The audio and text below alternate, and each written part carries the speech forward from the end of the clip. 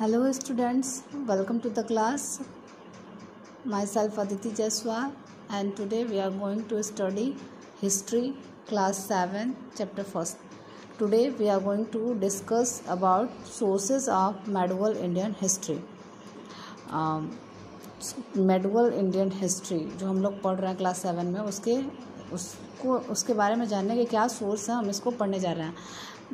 इसमें हम लोग जानेंगे कि different type of sources to know what changes occur over 1000 year.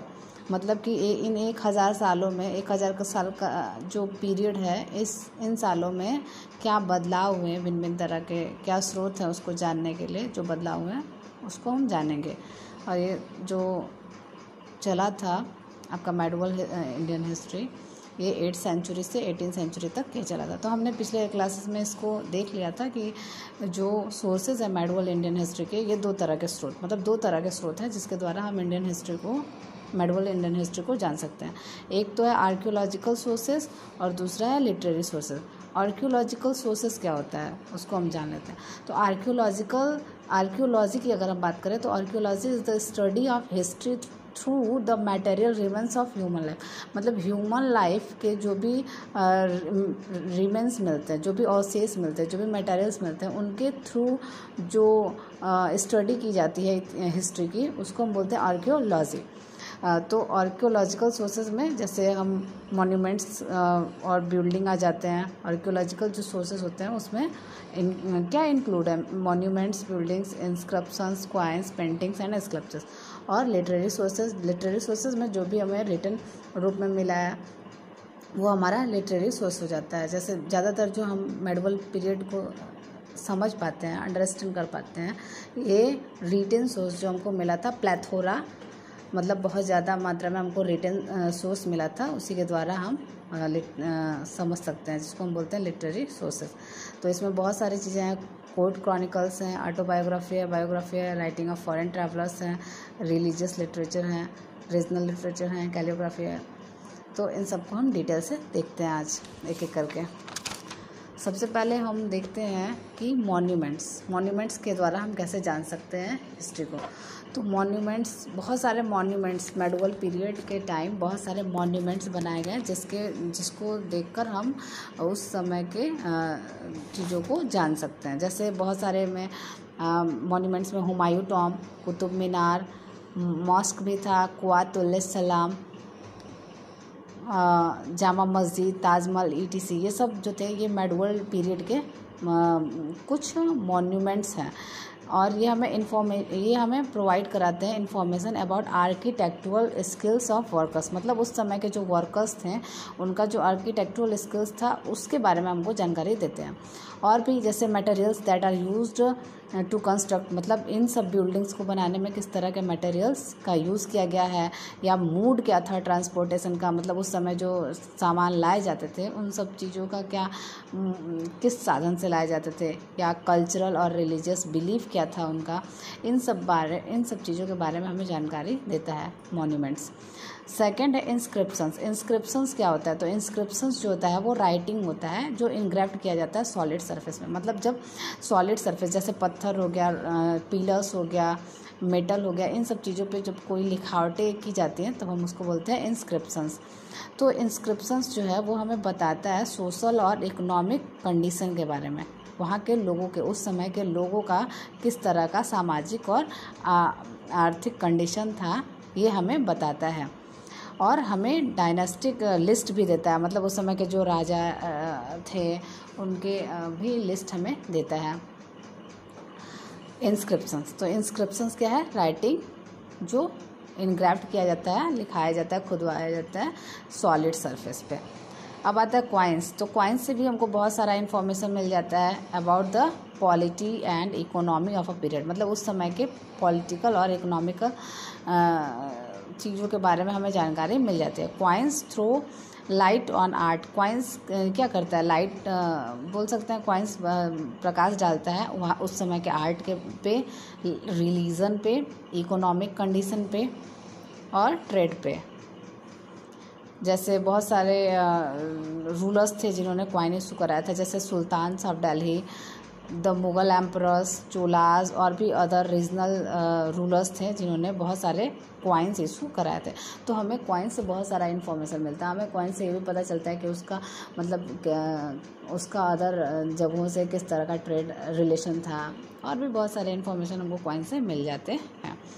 तो इससे हमको हिस्ट्री को समझने में ज़्यादा आसानी हो जाती है। फोर्थ है, हम क्या देखते हैं, पेंटिंग्स एंड स्कल्पचर। उस समय के जो बहुत सारे पेंटिंग्स थे और स्कल्पचर्स थे, मूर्तियाँ थी, तो वो भी हमको बहुत इम्पॉर्टेंट इन्फॉर्मेशन देते हैं।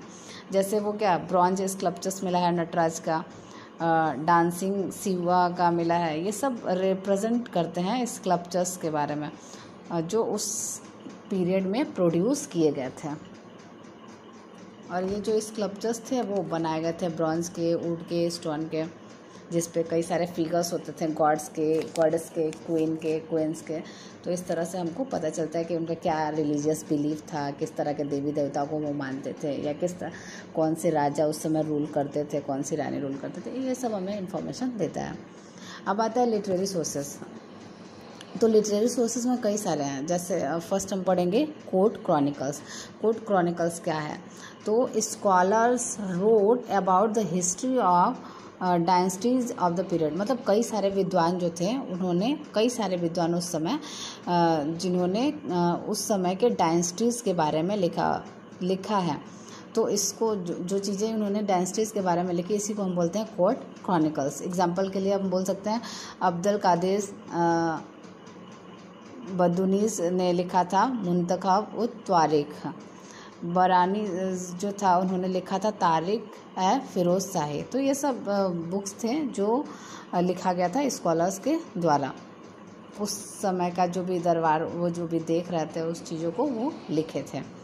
अब आता है सेकंड है, तो वो क्या करते थे, कोर्ट के बारे में लिखते थे, दरबार के बारे में चीज़ों को लिखते थे। दूसरा है ऑटोबायोग्राफी। ऑटोबायोग्राफी क्या होता है, the story of person's life written by that person. मतलब स्टोरी उस पर्सन, किसी भी पर्सन का स्टोरी लाइफ जो वो पर्सन खुद से लिखता है। तो जब एक पर्सन खुद से अपने लाइफ की स्टोरी, अपने लाइफ के बारे में लिखता है, ठीक है, तो उसको हम बोलते हैं ऑटोबायोग्राफीज। जैसे बाबरनामा, बाबर्स ने बाबरनामा लिखा, जिसको तुज़ुक बाबरी के नाम से भी जाना जाता है तुर्किश में। और जहांगीर, तुजुक जहांगीरी, जहांगीर ने भी लिखा तुजुक जहांगीरी पर्शियन में, जो उस काल में लिखा गया था। कब, मेडुअल पीरियड में। तो ये सब कुछ ऑटोबायोग्राफीज़ हैं। बायोग्राफीज़ क्या होती हैं, the stories of person's life written by somebody else. मतलब ऐसे एक पर्सन का स्टोरी जो किसी दूसरे पर्सन के द्वारा लिखा जाता है। बायोग्राफी, ऑटोबायोग्राफी वो होता है जो वो भी बोल सकते हैं कि वो भी स्टोरी होता है पर्सन के लाइफ का जो वो खुद लिखता है ऑटोबायोग्राफी में। लेकिन बायोग्राफी क्या होता है, वो स्टोरी जो होता है एक किसी पर्सन के लाइफ का, वो दूसरे पर्सन के द्वारा लिखा जाता है, तो हम इसको बोलते हैं बायोग्राफी।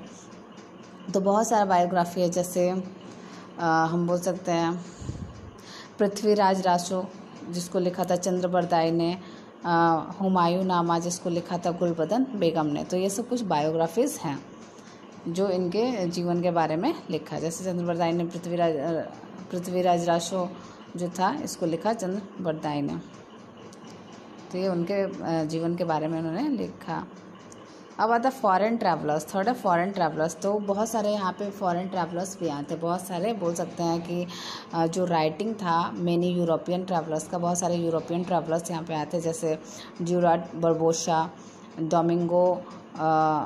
डोमिंगो थे पुर्तगाल से, रैल्फ फिश थे, विलियम हॉकिंस थे, ये सब आए थे और इन्होंने बहुत सारी चीज़ों को यहाँ पे जो देखा उसको लिखा। तो इसको हम बोलते हैं बोल सकते हैं कि राइटिंग ऑफ फॉरेन ट्रैवलर्स। तो ये भी हमें बहुत सारा इन्फॉर्मेशन देते हैं मेडुअल पीरियड के बारे में।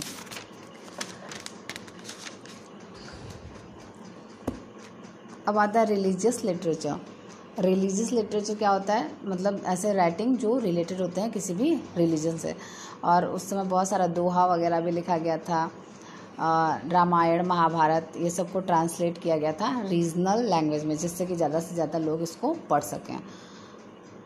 अब आता है रीजनल लिटरेचर में बहुत सारे स्टोरीज लिखी गई थी, पोयम लिखे गए थे, ड्रामाज लिखे गए थे, जैसे जगदेव का जो गीता गोविंद उन्होंने लिखा था और चंद्रप्रदाय का जो पृथ्वीराज वासु था, ये सब आपका रीजनल लिटरेचर था।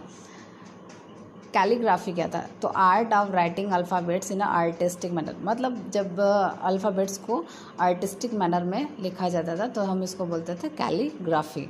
आप यहाँ पे सीन देख सकते हैं, जैसे जो बिल्डिंग्स वगैरह होती थी उनके वॉल्स वगैरह पे या पिलर्स वगैरह पे लिखाया जाता था, और इसमें फ्लोरल डिज़ाइन वगैरह भी दिया जाता था। यहाँ पे देख सकते हैं अब medieval monument showing the skill of calligraphy developed by people of that period, मतलब उस समय के लोगों के द्वारा ये कैलीग्राफी जो है वो डेवलप किया गया था। तो कैलीग्राफी क्या है? आर्ट ऑफ राइटिंग अल्फ़ाबेट्स इन, मतलब आर्टिस्टिक तरीके से अल्फ़ाबेट्स को लिखा जाता था। अब एक लास्ट है आर्चिवल रिकॉर्ड्स। इन सब अभी जो हमने ऊपर पढ़ा, इन सब के अलावा और भी कुछ सोर्सेस हैं हिस्ट्री को जानने के, जैसे गवर्नमेंट डॉक्यूमेंट्स हो गए या फिर archives in the form of royal farmans, बहुत सारे रॉयल फरमान्स भी थे, या डिक्रीज इशूड बाय रूलर्स, बहुत सारे रूलर्स के द्वारा इशू किए गए थे फरमान्स वगैरह। कई सारे ट्रीटीज़ हुई थी, संधि हुई थी, या फिर एग्रीमेंट हुए थे बिटवीन डिफरेंट किंग्स, भिन्न भिन्न राजाओं के बीच, या chronicles of code and record of revenue, ये सब जो है ये इम्पॉर्टेंट सोर्स है इंफॉर्मेशन के उस समय के, मतलब फॉर दिस पीरियड, मतलब इस समय जो मेडुअल पीरियड था, इस समय के बारे में हमको जानने के लिए बहुत सारे इन्फॉर्मेशन हैं। ये सब जैसे गवर्नमेंट डॉक्यूमेंट्स हो गए, आर्चिव्स हो गए, जिसमें रॉयल फरमान्स वगैरह आता है, जो रूलर्स वगैरह इशू करते थे ऑर्डर्स वगैरह, या जो भी ट्रीटीज़ वगैरह होती थी, ये सब चीज़ें इसके अंतर्गत आती हैं आर्चिवल रिकॉर्ड्स में। और ये क्या करते हैं? They throw light on the administration policies and political system of the kingdom. और ये क्या करते हैं? एडमिनिस्ट्रेटिव पॉलिसीज़ और पॉलिटिकल सिस्टम बताती हैं उस समय का जो भी राज्य था, उस राज्य में किस तरह का एडमिनिस्ट्रेटिव पॉलिसीज़ था, किस तरह का वो लोग पॉलिसी अपनाते थे, या पॉलिटिकल सिस्टम क्या था, इन सब चीज़ों पे वो प्रकाश डालता है। तो इस चैप्टर में हमने कंप्लीट किया sources of medieval history. Next chapter में हम जानेंगे कि हमारा इंडिया का जो नाम है भारत, उसके बारे में हम डिस्कस करेंगे। आज का क्लास यहीं पे एंड होता है। Thank you.